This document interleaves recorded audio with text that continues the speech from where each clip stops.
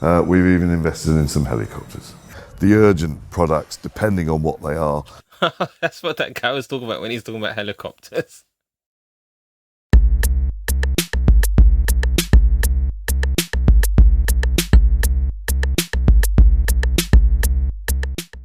Buongiorno, freaks and geeks, and welcome to another MKH reaction.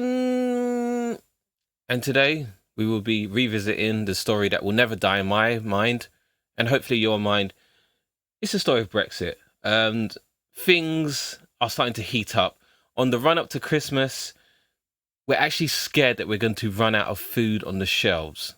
Now, I'm not an idiot, so I'm not going to blame it on COVID, but I'm going to blame it on something else that sent like land-shattering seismic waves across it, and that was the UK's decision to actually leave the EU. Some people will say, no, it's nothing to do with the EU. There's nothing to do that we left a single market. It's nothing to do with the fact that we severed ties with our closest partners on this planet. No, it's because of Romania's. That's what they will say. But whatever. Today's video, which was released a month ago, but it's still relevant today, is called "Is Brexit Killing Channel Crossings?" and question mark, and they happen to be in Dover. This video was produced by Politics Joe. I have my own views on Politics Joe. You know me, I'm a massive fan of byline TV, so hopefully this video won't irritate me too much. But yeah, as long as they're shining light on Brexit, I'm happy. So let's get into this video. And before I get into it, please like and subscribe and tell your friends and tell your family members. All of those things I just described are free. Doesn't cost you anything. And yeah, comment down below if you know of any other Brexit reports I can react to, because I'm not giving up now. I am. Or send me articles. Actually, no. Yeah, send me links in the comments, articles that you've seen or Twitter videos that you've seen, because yeah, there's a lot of content on Twitter that I see that doesn't really I guess emerge on YouTube for some reason. But yeah, send me all of that good stuff. Anyway, let's get into this video. Dover in August can mean only one thing: a media crew reporting on swarms of immigrants flooding Great Britannia. But despite what the right and their outriders want you to think, that's not actually the biggest story in town. Okay, so that guy's obviously meant to be cool, right? Like, he's meant to like have an ironic face and twist, because I'm not getting his delivery of journalism right there. And I hope it isn't one of those videos where he inserts a lot of his own opinions, because he's not there for that. That's why I'm here. I'm here to insert my opinions, because I'm not a journalist. He should just hold a microphone and shut up. Yeah, anyway, let's go. Brexit. Lorry drivers. Drivers. Gaps on shelves. Immigrants. It's the same shit. Helicopters. Did that guy just say helicopters? Helicopters. I mean, I live in East London, and we hear and see a helicopter every other day, because obviously crime's through the roof and they're trying to always catch an evading criminal.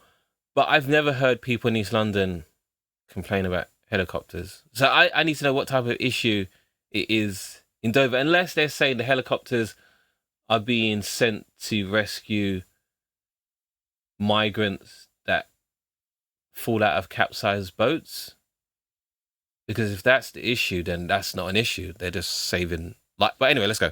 COVID. But now the Brexit, and it's fucked up. It is a myth that a few thousand people fleeing war and famine are our nation's biggest problem. They aren't even Dovers. It's actually truckers. Okay. I'm not laughing that you said it's truckers. I'm laughing at the fact that this is clearly directed to a very, very young demographic, much younger than me. I mean, look how skinny his jeans are. I can see his flipping pulse. Plus, he's wearing Vans. I wonder if he skateboarded there. That's funny. Okay, I'm not gonna say any more about this guy.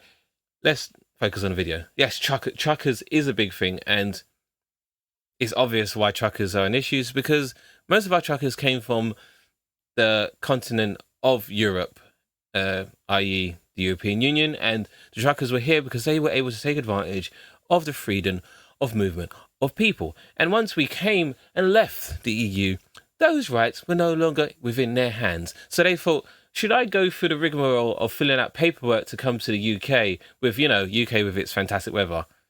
Actually, UK does have some nice weather right now, but that's all because of global warming. But, UK with its friendly attitude, its lovely weather, it's so many highlights to go and see.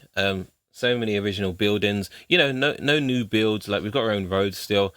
Or should I go to another EU country where I can just get in without all of that hassle? I don't know. Like, as you can tell, that I guess the decision is very hard.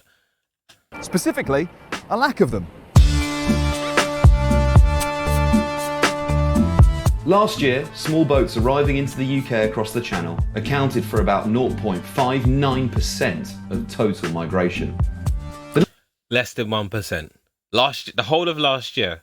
Because I seem to remember that Nigel Farage spent, let's say, 98% of his time at Dover looking for migrants coming by boats. But that accounted for less than 1% of migration to this island. And isn't it just really ironic that soon as Brexit was over, Nigel Farage completely shifted his whole perspective and his target of hate? It's almost as if he didn't really care about the Brexit vote.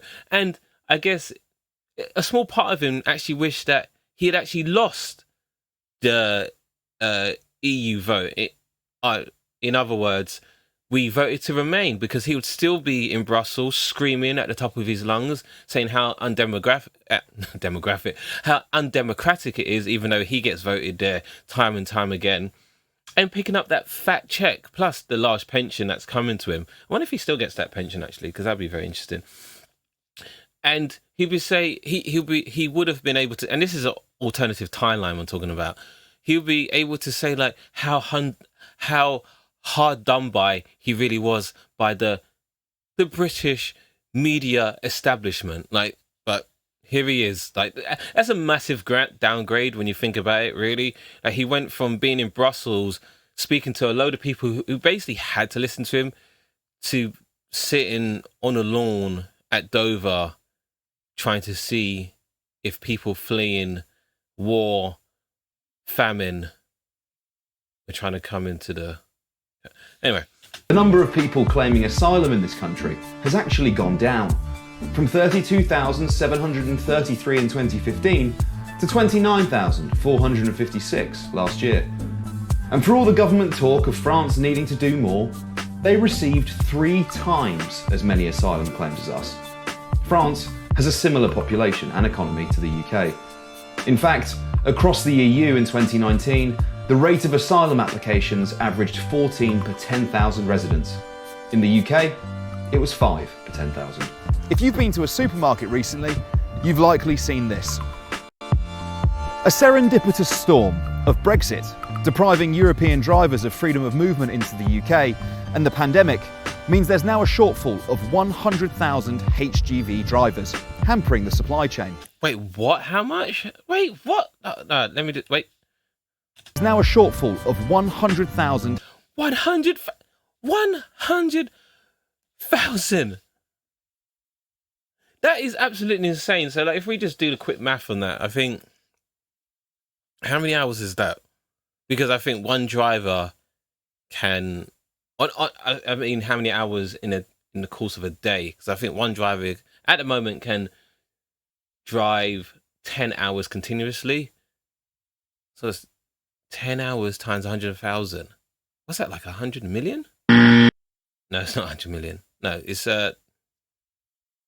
1 million. Sorry. 1 million. I did a little math boo-boo there. Okay, so 1 million hours lost because we decided to leave the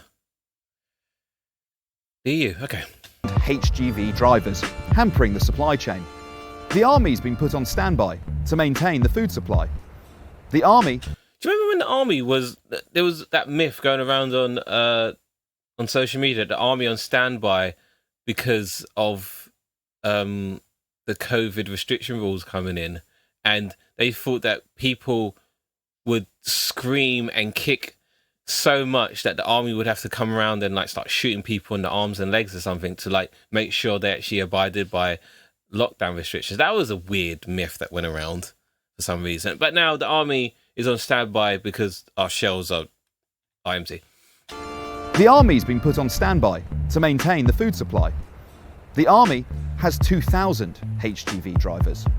And if one thing's more numerous in Dover than its chalk, it's 2,000. So two like that. What is that? 2,000 compared to 100,000 to 98,000 shortfall. That was good math. See, I am good at math. That GCSE wasn't for nothing.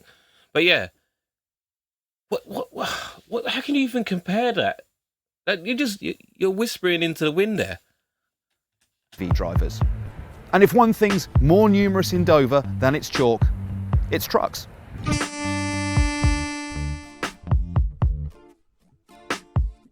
My name's Dominic Graham. I'm the Quality and Insurances Manager for Alkaline UK. Alkaline UK are an international haulage company. We had a fleet of over 100 vehicles. 20% of those vehicles are currently off the road. Could you try and put some context on it for someone who might not be familiar with the industry, what the last 18 months have been like? Okay. Hell on earth? No. Oh my gosh. No. It hasn't been easy. I mean, Brexit. Well, it's not really hell on earth. Obviously, that was a massive exaggeration on his part because he said 20% of his trucks are off the road, which means still 80% is, 80% is still there. But my real question is, what was his views? Actually, hopefully it gets to this, but we'll see. It has caused its own problems, as we know, and you're right, that has caused massive delays at entry points into the UK. And we are now having to do a lot more red tape paperwork than we had to before. As Brexit approached, we had a lot of staff drivers. We used to employ a lot of non-UK drivers who were worried about Brexit. Some of them returned to their countries, to consider what they were going to do next. And then obviously COVID came along. And that had a massive impact as well. Everyone wanted to go back to where they came from, be it Warsaw in Poland or Romania or whatever, and a lot of them never returned. So we were then... What do you expect? Like you said, COVID happened. I don't know what... I wouldn't even bring it up as a reason, really, because you can't begrudge people who, during what most people thought was the apocalypse, wanting to return back to their homeland so they could possibly spend their final moments with their loved ones. I don't even think that it should even be counted as a reason, because as we saw, COVID affected the whole world. It's exactly when conservatives tried to blame Labour for bailing out the banks in, 2010? Well, 2008. So the financial crash happened in 2008. So whatever happened in the next 2 years, Labour decided to bail out Northern Rock and other banks. And the Conservatives spending the next 7 years blaming Labour for it as if the whole world didn't go into recession. I just don't understand how... it's just weird. Very short of drivers. And there isn't a massive driver base in the UK due to COVID. And the lack of HGV testing that was going on, and historically not a huge amount of UK-based drivers. There's a shortage. The RHA puts the shortage at nigh on 100,000 we'd say that's probably about right. I don't think the government sees that shortage as being that high, and although they've tried to put solutions in place, they are nowhere near good enough. Yeah, the haulage industry is the lifeblood of the UK. Yeah, we deliver your food, we deliver your white goods, your luxuries, and you need drivers to be able to do that. I expect 20% of the fleet will affect our turnover by somewhere between 7 and 10 million this year. Okay, so like you said, the haulage industry is the lifeblood of the UK, but I'm not up to date on what the haulage, because I'm guessing they have a federation or a body or a union. What was their take when it came to Brexit? Were they for Brexit? Were they against Brexit? Or is Brexit finally opening the eyes to the leaders in these industries as to what your industry, how it actually operates? Like, was this the first time someone like this guy now, was this the first time where he thought, oh, damn, I did not realize the amount of benefits the EU and being a part of the single market brought my company? Or was he like, yeah, I know the benefits, but I think there's something better out there for us? Or was this the first time their eyes actually opened to what the industry, how it operates, and how the EU actually benefited it? There's innumerable companies like Alkaline scattered along the coast between the Eurotunnel at Folkestone and the port of Dover, struggling to deal with the same problems. But what about the general public? Surely they're pissed off about the small boats cluttering up the seafront. What are kind of the issues that local residents care about? I'd say the town's a bit run down. Lorry drivers, I mean, I couldn't believe it when the press was going on about and you are starting to notice gaps on shelves. Yeah. And if you walk through the town, there's loads of places that are saying, we want drivers. We need drivers to keep us going. A lot of charity shops, but a lot of high streets like that, aren't there? And then that's about it, really. The seafront, they've recently done, like I said, all the harbour and bit, which is, I think, bringing lots of people down this way, which is nice. So they need to carry on upgrading things because, as you see when you walk through the town, there's so many shops that are closed. Some of them due to COVID, so you can't do anything about it. You've always got the coast. I love the coast. And you've got lovely walks up just at the top of the cliffs there. You've got the, I think it's National Trust land. It's nice to take a beer up there or a picnic. Same as the end of the pier as well. And they've just opened the newest bit of the pier. I went down there the other day, which is nice. Does she work for Visit Dover or something? What? Like, I thought he was asking her what are the local issues, not what you do on a Saturday night. Head down there for a little walk. The town's just as all right, but seafront's better. So it needs a lot of money going into it and improvement, and whether we can get it because we're so far away from London.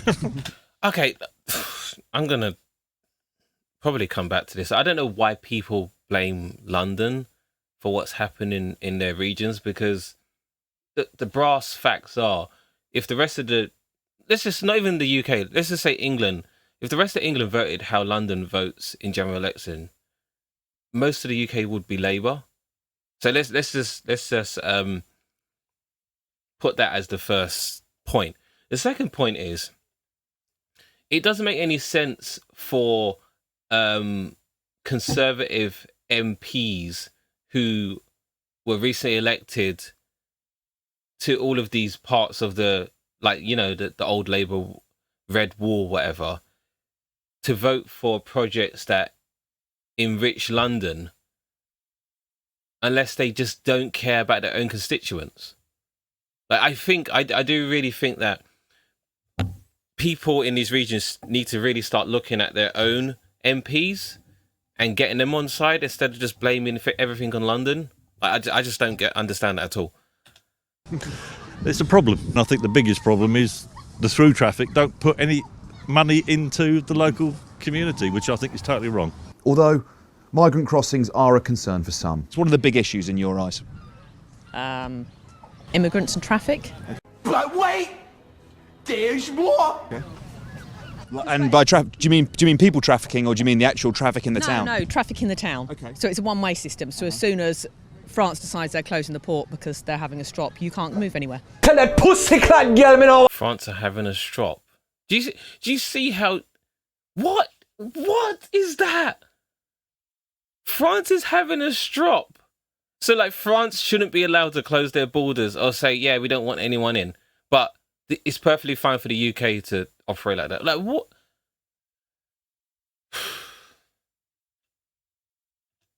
And I'm assuming the sort of the HGVs, the big lorries, etc. They probably the big queues, etc.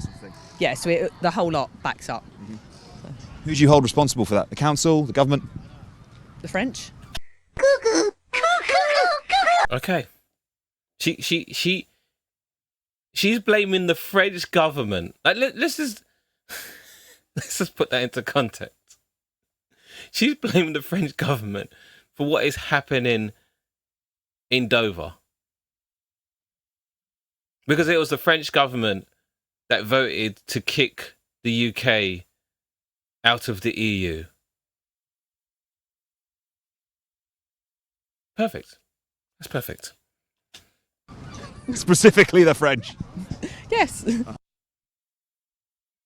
Historically, we would run auto parts for the motor industry in the UK. We would collect stuff from Italy, bring it back to the UK on a just-in-time basis.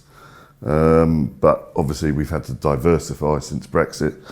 What the hell is that? That's a blow-up doll? A blow-up doll with a... What are they called? A koala bear on a computer. That's how short of staff they are. They're putting dummies on HP laptops. That's actually hilarious. Because of various hold-ups due to just hold-ups at the border with customs checks, etc. So now we have diversified, and we do a lot more general goods and foods. We've invested in some refrigerated units, which we didn't have before. We've even invested in some helicopters. The urgent products, depending on what they are. That's what that guy was talking about when he's talking about helicopters. He's investing in helicopters. That is... Okay. It may be a box of windscreen wipers or a box of cigarette lighters, not so much cigarette lighters anymore. But some, vital small parts that are needed for the production line. And if a production line goes down, it costs hundreds of thousands a minute. So the cost of them hiring a helicopter to bring those parts easily covers those potential costs, or losses rather. Just to be clear, is this in response to sort of potential slow-ups after Brexit? Yeah. And the response for your company was helicopters? Absolutely. Yeah, we looked at lots of different options, and we thought, well, we know what the delays are like at the tunnel. Our drivers have sat in them 4 days. That is hilarious. That is some innovative thinking, though. Like, the whole just-in-time production line got blown apart by Brexit, and this man's response was, roads? Where we're going, we don't need roads. That is genius. Like, I'm not even being facetious right now. I kind of like that idea. And there have been times where, I think in the past we've used different methods to try and get product here quicker. Taking it off the lorry in France and putting it on a smaller truck. But at the end of the day, the helicopter was the best way forward. And 2 is better than 1. Yeah, for sure. Obviously. Why have 1 helicopter when you can have 2? There's quite a few trucks in the yard at the moment. Is it usually this busy? You don't want it to be this busy? Don't want it to be this full in the yard. It's full because a lot of these trucks, we don't have drivers for them. We, like the haulage industry, needed to track down some of this rare breed and get the driver's perspective. Obviously, there weren't any in Alkaline's yard, so Dominic drove us round the corner to where we might have better luck, the local cafe. My name is Ernestus, I'm truck driver. And what are you driving today? What's in your truck? Some kind of hazards, chemicals, some kind of food stuff. Since Brexit, obviously, the UK, there's been a slowing down of customs. In the beginning, it was like really bad. Yeah. It was like 4 or 5 hours, but now it's okay. Now it's much better. Yeah, it's like 30 minutes, that's it. UK, there's a driver shortage. Yeah, They're I know. saying, about maybe 100,000 drivers. That we need. How have you found the job in recent months? Is the pay increasing? Can you get better loads, better jobs? Nope, it's the same shit. the same for you? Yeah, it's the same like always. Yeah, no problem Yeah, yeah, it's the same also in Lithuania. There's shortage of truck drivers, but they don't want to pay. They're not raising the salary, so it's the same problem everywhere, I think. Oh, so do you think it's because of the salary, basically? Yeah, because it's the salary. There's really small salary. Okay, I'm getting a little bit more, but like usually the drivers are getting like you're talking here, they're getting like 60, 65 euros a day. So they're like driving in here like 3 months, half of year. Then they're going back. You know. Do you think there's a difference between the English drivers and the European drivers? Yeah, English drivers they're getting more money than us. Yeah. Actually, a lot of. And presumably you would think that would mean there would be more drivers in the UK and not a shortage. If the salaries it will be fine. Yeah. I also was thinking to come to the England. With my wife's kid, but now the Brexit and it's fucked up. The documents they're so hard to get them. Difficult for you to move here now. For me it's okay, but for my family there's difficult. We would. So there it is in a nutshell. I didn't even have to explain that. Like, it was a guy actually living their experience. Like, and that's the thing, that he could move over here just on a HGV driver's salary, but obviously he wants to bring his loved ones, and Brexit has made it much more difficult for the freedom of movement of his loved ones. Like, they are screaming for him to come over here, basically, with the 100,000 driver shortage. But he's like, nah, it's not worth it. Like, because family's more important to me. There you go. Would normally look outside the UK to fulfil these particular vacancies, because obviously there aren't enough drivers in the UK. But unfortunately, the non-UK, the European drivers, unless they've previously worked in the UK, up until I think 31st December, are no longer allowed to work here. We can probably live with the trucks being off the road for a short period of time, no more than really a couple of months. We have other options that we can rely on rather than the government sorting it out. We can move all these trucks to the EU and flag them in a different country.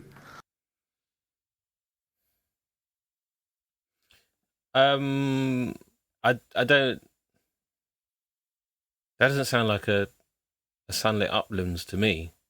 A company taking all of their trucks from their UK base and putting them in the EU in order to survive.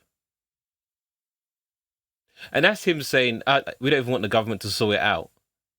But for me, the government sorting out would be having a closer relationship with the EU, which people who voted Remain are kind of screaming out for. But he says, no. Instead of this guy just saying, yeah, why don't we, I don't know, return to the single market? I don't know. I think he should be asked what was his attitude towards Brexit. Which way did he vote? Just so we can get some context to his answers. Because instead of him saying, yeah, we should just rejoin the single market, this is making me so infuriated. He's saying, yeah, you know what? Let's just move to the continental Europe. Let's move to the EU. Like, doesn't make any sense. Like, how does this help people in the UK? And then we'll have no problems getting drivers, because we'll employ those drivers in Holland or in Italy, and they'll still be allowed into the UK to deliver. So, yeah. Yeah, and taking, like, I don't know, income tax out of the UK. Like, that sounds like more and more cherries on top for us over here. It's okay. Well, let's talk about the politics of this then. It sounds like chronic mismanagement, to be honest with you. It sounds... Yeah, absolutely. I don't think the government, in a lot of areas, but obviously haulage is one of them, I don't think they've looked at the long-term effects of Brexit, and couple that with COVID as well. as to what effect it would have on the haulage industry. It's just a shame that a driver who is considered a professional when he's dealing with the police in the UK or the DVSA or a judge or a magistrate, if they're up in front of any of those for a legal reason, they're considered professionals. However, the government doesn't consider them professionals. They're not skilled enough to warrant being on the visa scheme. It's just a real shame. What we'd like to see is the government look at drivers similarly as they do to seasonal farm workers, and to maybe come up with a similar seasonal visa, or even if it's just for the next 2 or 3 years, whilst their other solutions bear fruition. Sorry, this has just come across my desk. There seems to be another government U-turn. We understand that the government is on the brink of a U-turn over visas. Now, until now, the government wanted to focus letting people in the country who have high skills, but that excludes HGV drivers. Now we understand that there will be some relaxation of the visa system, possibly along the lines of the temporary workers relaxations that you get for seasonal fruit pickers, that kind of relaxation for the HGV industry. That being said, I'm going to need every single person that voted leave to come up in front of the congregation individually and explain to us in the most graphic of details why Brexit is still a good idea. And once they do that, I'm going to hold up a mirror in front of their faces and show them a spoon. I have another solution. Just rejoin the single market. All of this just sounds really convoluted and pointless. Just rejoin the single market, and then we can say, you know what, guys, we made a big boo-boo. Let's just move on from this. And then this guy can avoid moving to the EU. From what you're saying, it sounds like this is equally as much of a sort of Home Office issue as it is a Department of Transport issue. Absolutely, yeah. No, I mean, it's both departments. Maybe they're not talking to each other, but they need to cooperate to sort out this mess. Because we often see Priti Patel in Dover. Admittedly, often that's to do with migrant crossings, the crossings of the Channel, and she's not down in Dover talking about the lack of visas for the drivers that the haulage companies need. She's down here sort of sorting out the issues with the migrants crossing in their small boats. But we've just established at the beginning of the video that it's not even an issue. Well, not an issue that warrants Priti Patel being there in person. Like we've seen, it's less than 1% of total migration. Why is she down there? Why don't she focus on other stuff, other forms of illegal crossing or illegal migration or whatever? Completely ignoring the fact that there's a shortage of not just drivers. I'm sure there are other industries that are being affected. So the next time someone tells you that we're facing a deluge of migrants on our shores, ask yourself why. And why aren't they talking about this? Okay, so that was the video. Okay, I won't talk about the journalist. But anyway, I don't know what to do with this information. These people just keep skirting around the issue. A lot of these issues can be solved if we just never left the EU. I don't understand. There's no other way this could have went. We leave a club. They're not going to let us continue with the same favourable terms as if we were in the club. Simples. I